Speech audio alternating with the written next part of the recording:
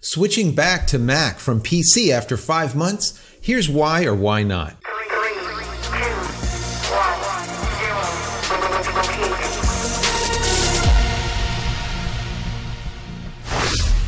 Hey everybody, welcome back to the vlog. So today I'm going to answer your question in regards to the Mac to PC move that I did about 5 months ago, almost like a 5-month review of this move. And is it something that I'm able to continue with, or should I go back to basically my Macs, right? Now, most of you know that I've been a Mac guy for like 20 plus years. I've, used an Apple since like the 80s. An Apple II Plus was my first computer, I think. So anyways, that move from Mac to PC was not an easy one, all right? It wasn't an easy decision, but the question was, why did I do it? Well, at the time, I needed to go, and like a lot of you guys, start editing 4K video, start doing larger images. As the sensors get bigger, the raw images get bigger, and the amount of processing power that the machine has to have becomes greater and greater and greater. And my Mac just wasn't able to keep up anymore. So the question was for me to build a PC or buy a Mac, what I call it, one of the coffee cans. Well, speccing it out, for me to build a coffee can or build a PC, it would literally cost double for the Mac. It was right around $5,000, right around there. Where my idea was, can I build a PC for under $2,000 that will do the exact same thing or have the same horsepower under the hood? And I just couldn't justify, guys. I've had so many Macs you can imagine in the last 20 years. I couldn't justify spending double for an Apple at the time. So, am I going back to the Apple or am I going to stay PC? Well, let me start out by telling you what I ended up building, because a lot of you wanted to know what was the specs, what did I put into it. So let me go over it real quick.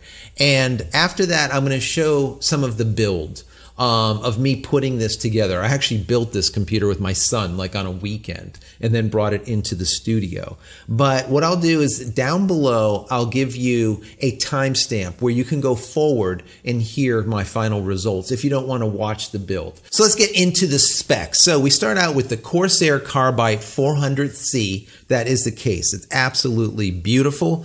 The motherboard is an Asus Prime. It's the X370 Pro. That motherboard is really, really nice. I went Ryzen instead of Intel, and that is a Ryzen 7. It's a 3 gigahertz Ryzen, 8 core, 16 thread. It is a 3 gigahertz, but it boosts up to 3.7 gigahertz under load. As far as the cooling system, I originally started out with the AMD Wraith Spire. Then I migrated to a Hydro Series Corsair water cooled. It's an H110i, and I'm glad I ended up doing that.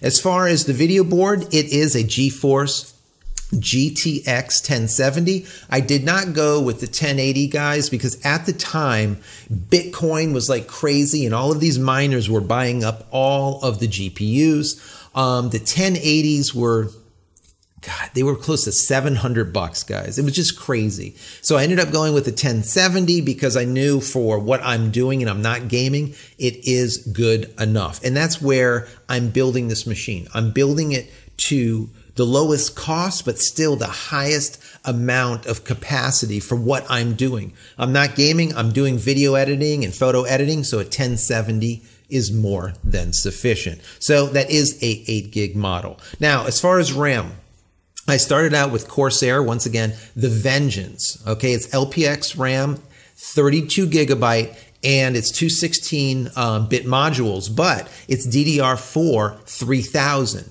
The problem is at the time, Ryzen was so new that the motherboard it couldn't handle the 3000 spec on it, the 3000 megahertz. It wouldn't take it up to that. It was sitting at like 2100. So I'm like, why am I going to spend all this money on 3000 RAM? Let me just go and get 2400 RAM that I know is Ryzen compatible. Okay, so that's what I did. I got some G-Skill Flare X, and I never looked back. It literally runs at 2400 megahertz and it is perfectly stable. I don't have to overclock it, so there's no additional heat.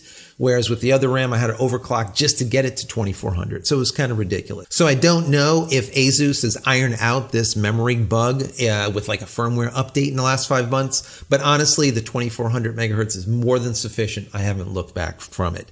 Now, as far as the hard drives, everything is solid state. Nothing is spinning, okay? Once again, for heat and also longevity and speed of boot, okay? So I have a Samsung Evo 850 in there.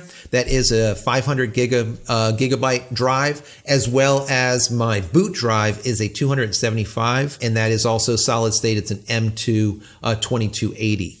Crucial. Really, really good. It's so snappy. I mean, you can boot the machine and it boots in like 10 seconds, 12 seconds. It's just crazy, right? It reminds me of like laptops where you just turn them on, they're instant on. Now, at the time, I didn't tell you guys what I was buying as far as a monitor when I did the build, and I really didn't know. Now, there was a lot of debating from me going on about this. Do I go with a massive monitor or I go with two? I've always done two monitors, guys, always. I ended up going with one, and it is the Dell Ultra Sharp wide 34-inch. It is a U3415, I believe it is. 3415. W. And this monitor is absolutely just hands down gorgeous. It is a curved panel. I love it. Now, why do I love it? Well, I do a lot of video editing, right? And to have a timeline that is literally like 3 feet big, you know, and to be able to work on so much, just so much screen real estate instead of going multiple monitor and having that line in the middle and whatnot, the bezel. This is just awesome. Absolutely awesome. If you guys are doing video editing a lot, I would recommend a wide monitor. This 34-inch is just amazing. So what I'm going to do is I'm going to put all of the links to all of the stuff that I have in this build down below. You can click on any of those. It'll take you straight to Amazon so you can take a look at any of the parts. Obviously, 5 months later, you can switch some of these parts out, but at this time, I ended up building this thing for like under $1,500. It was just crazy. The same machine, like I said, on the Apple side was $5,000. Every bit of $5,000, a little bit more actually. So what are my thoughts on it? I'm going to get to that in just a minute, but some of you guys I know wanted to see me build this machine from ground up. So what I'm going to do is I'm going to roll some footage of me and my son building this machine from scratch right now. If you want to just go forward and not see me build it, that's no problem. Go to this timestamp that I'm putting right down below here. Go to that time, and then you'll get some of my review. So let's roll it.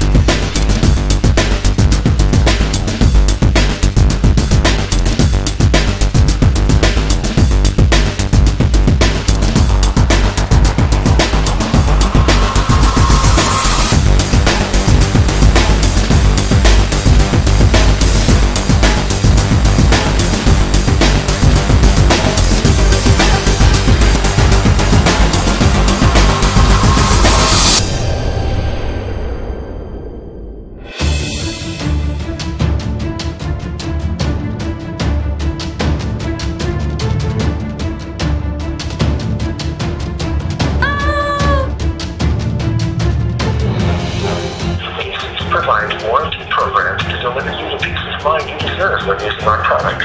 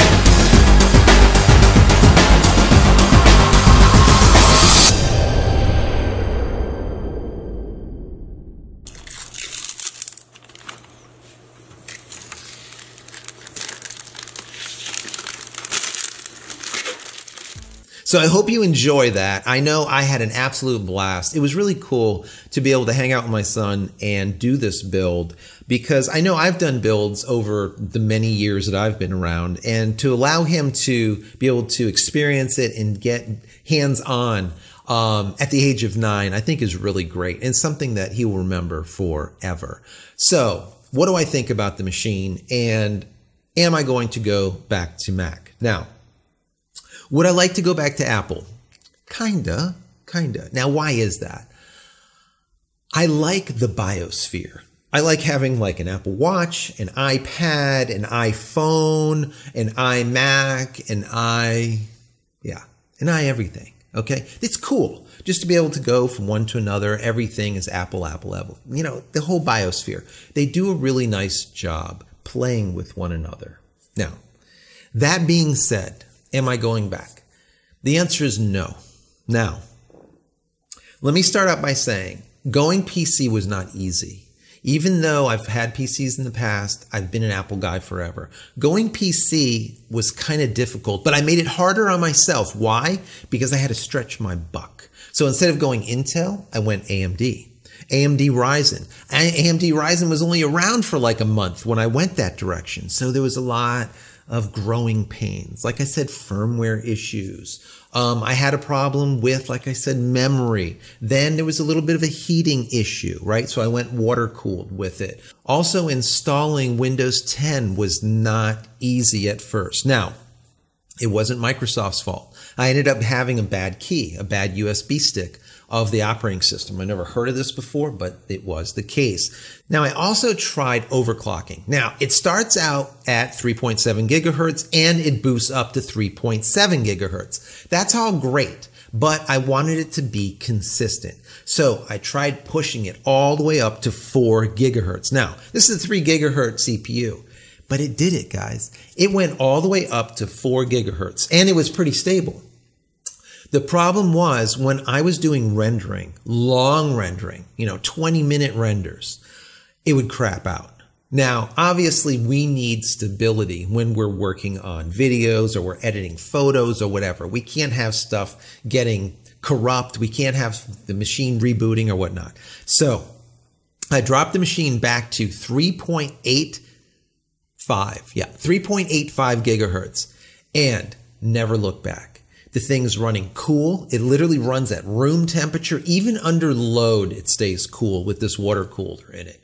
And it has never crashed again. You can't beat that, guys, right? Can't beat that.